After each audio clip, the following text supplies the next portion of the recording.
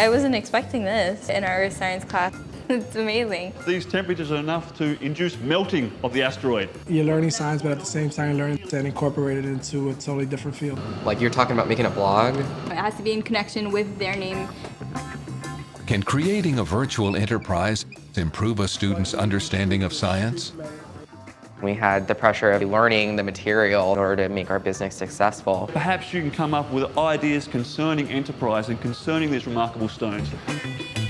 In virtual enterprise classrooms, students must use their developing scientific knowledge to create a business model for a virtual startup company. After we do all this exploration, we could actually branch out to that as well. Because we're just not some company trying to make money. It'll be backed by science. I've already thought about a pitch that encapsulates everything we could be. Students develop an idea for a venture, devise their mission and structure, then pitch it to a panel. How are you going to attract your target market?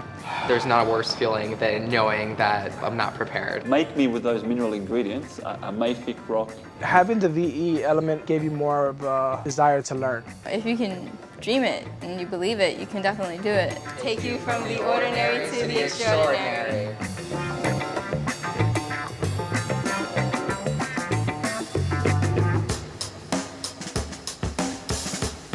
To use meteorites to understand how planets form, how life form, we obviously need samples. At Kingsborough Community College, students in an earth science class create a virtual enterprise by combining business skills with scientific knowledge. So we're going to have really high energy environments. My priority is the core course content. It looks like a combination of them. For me, it's the business making the science interesting. So at the end of the day, if the business isn't successful, I still take the learning aspect of it. Today, students brainstorm ways to use meteorites as the foundation of their business. After hearing about how meteorites form, we had so many ideas. This is a rock that came from outer space, and who would be into that? I really didn't know much about meteorites before the class. All right, good morning, class. Welcome back. So last week we were dealing mostly with looking at the origins of our universe. Forming around young stars or young stellar objects, we have all the leftover material from that molecular cloud, which falls down and ends up being entrained in rotation around the young object. And we call this disk of material, this gas and dusty material, the protoplanetary disk.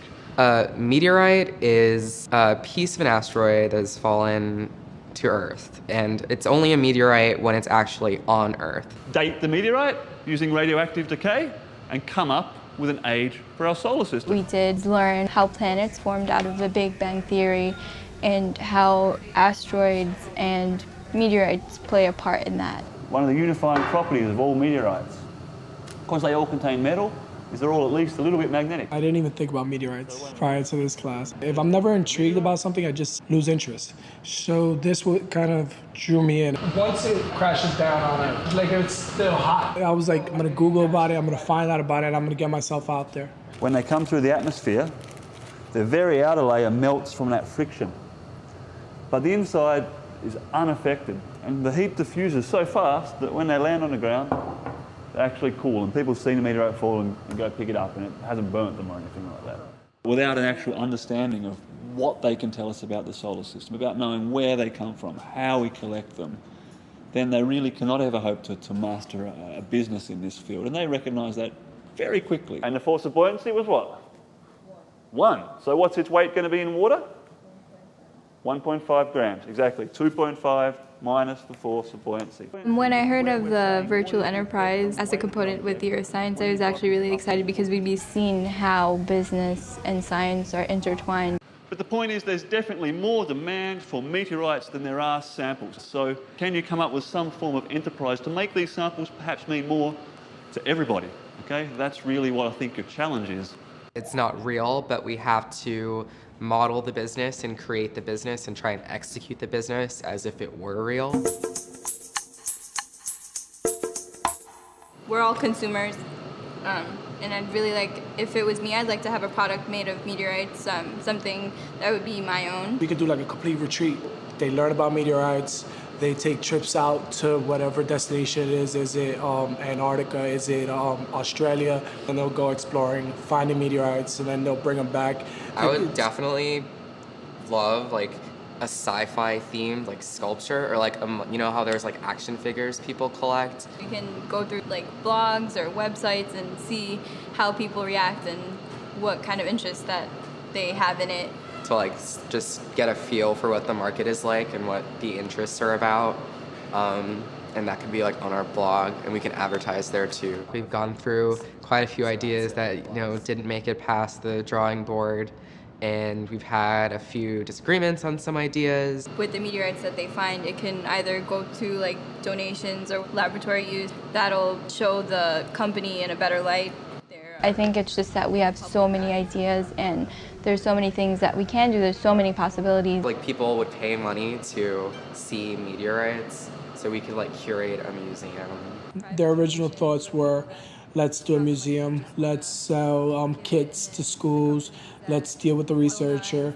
That's not the way we're going to make money. If the business actually wants to take off, we have to get the consumer and the product together from the beginning all the way to the end. Say they capture it on film, falling down to earth. They have your shooting star that you made a wish on, you make that into a wedding bang, it's something special for your girl because it has a story attached to it, and then they have the rare stone on top of it. It just becomes rarity on rarity, which makes it just that much more expensive. It's such a romantic idea. I really like it. That is really actually at the current sort of cutting edge of meteorite recovery science. We're seeing more and more meteorites land and recovering more and more samples that we have observed, but this is really a very modern thing. So to base your whole business on that is not enough samples, I wouldn't think. But making rings from existing meteorites, that's very possible. I would pay as much as it took to get that customized or personalized for me or for someone special to me. So they really interact very well. David, yeah, he views the big ideas, sort of the big, we'll get a movie star to do this, the big links. Jenna really, she's who I would want to run my small business. She sees the practical stuff, what's going to have to happen. And Hector is really, really good at speaking beautifully and enthusiastically. So they have all the things that they need for the successful parts of the project. Yeah, I'm trying to think what we could make from this material and like why people would buy it. We could mold this or like sculpt it into like, you know, the Starship Enterprise or something, and we could like take commissions. So like that could be our business. Better just stop you there, Hector. You feel this object? You can't even carve the meteorite to make that kind of figurine. Dr. Howard informed us. To craft it into any kind of meaningful shape is prohibitively time-consuming and likely very, very expensive. I wanted it to be a more products-driven business. However, the gathering of meteorites is a selling point, which didn't occur to me at first. We could do something like the Big Bang Theory. I like to take something from nothing and create something big out of it. An actor or something to say it on a show, like the whole theme of our company. Someone like the Bill Nye, the Science Guy, because everyone knows Bill Nye, the Science Guy. We all grew up with that. Exactly. So I think that it was a little bit too fluffed. Instead of waxing poetic, it should be, okay, we're going to do A, B, and C, and we're going to accomplish that by doing X, Y, and Z. Yeah, what types of like branches are we going to be involved with? Like definitely the corporate branch. We were talking about the individual, private donation. Researchers, and that'll give us our credibility too, because we're just not some company going out there trying to make money. It'll be backed by science. And maybe we have like the educational side, which will also lend credibility, I think. I think that's a good idea too. Have kids go on this expedition and then find meteorites, and it can be an exchange for credit. Or we could do it on a younger level and do like a summer camp, so they can start learning about space at a younger age. Private school summer camps. Maybe we can keep some of the profitability in it. City kids don't have the funds. And I don't want to leave anyone out. People that want to get in touch with science and connect with the world and know more about our surroundings. So where are we getting the funds from? We should also think of that as well. As much as I want to do the education point, I think that it'll be harder to get funds through there, and especially grants. It can be really time consuming. I kind of wanted to go the educational route. David was very much on the corporate area. Hector wanted to do the individual, and we need to kind of focus in on one, even though all of them are great. By focusing on that one, we can still reach the others. We just still need to get the funds first. That's how it turned out to be.